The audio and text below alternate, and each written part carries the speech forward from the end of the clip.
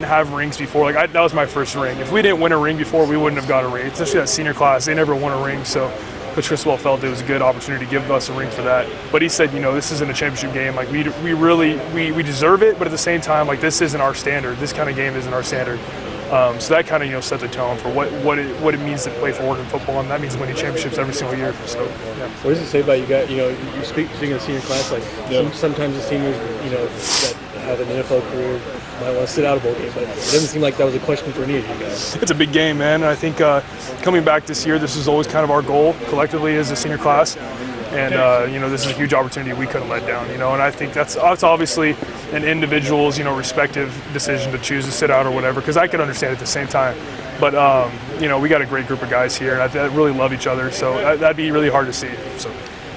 Given how much you've seen this program grow since you were going through it, where do you think that the sky's the limit for this program now that you've seen the way that the coaches are recruiting in the off season and what you guys are accomplishing over these last few years? You know, I think the biggest difference is going to be offensive defensive lines. I think we're going to continue to recruit these guys and just development. This is a developmental game, man, and you've seen guys that came in 2 classes below, like Alex Forsyth, Ryan Walk.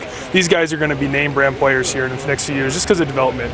So obviously there's a factor of Coach Criswell and Coach Mirabals and all these guys' recruiting ability, but at the same time they're even better developers. So it's going to be really interesting to see, and I think this, like I said, this culture has to win championships, man. This is what we work for, and so hopefully we continue it, man. Hopefully I come back 10 years from now and they're kicking butt still. So.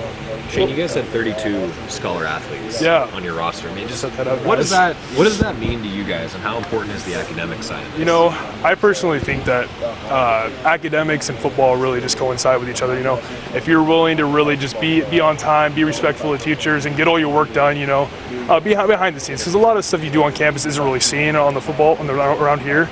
So, you know, I think it just coincides. You know, better students usually equal to be better football players, and that's what Coach Criswell usually talks about. So it means a lot to us. Yeah, it means a lot to me too, because my mom's gonna love that. I have 6 of those sitting up there, so that's big time for me.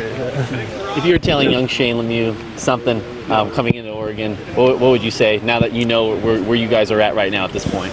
I think just relish the opportunities with your teammates, man, because after I get out of here, man, it's not going to be the same. It's not going to be the same relationships. It's not going to be the same brotherhood, and it's not going to be as comfortable as it is here. And I think just really get to know everybody on the team, because I think the biggest factor we've had coming into this year that's made us a different program is just how tight-knit we are. And I think I can look at like guys like Thomas Graham, who I wasn't close with when I first got here. We're locker mates now. We're best buds, man. It's different. And when you care about somebody, you play a lot harder for somebody, because one, you don't want to let them down, and then secondly, you trust them. So yeah, that's big time. Thanks, Shane.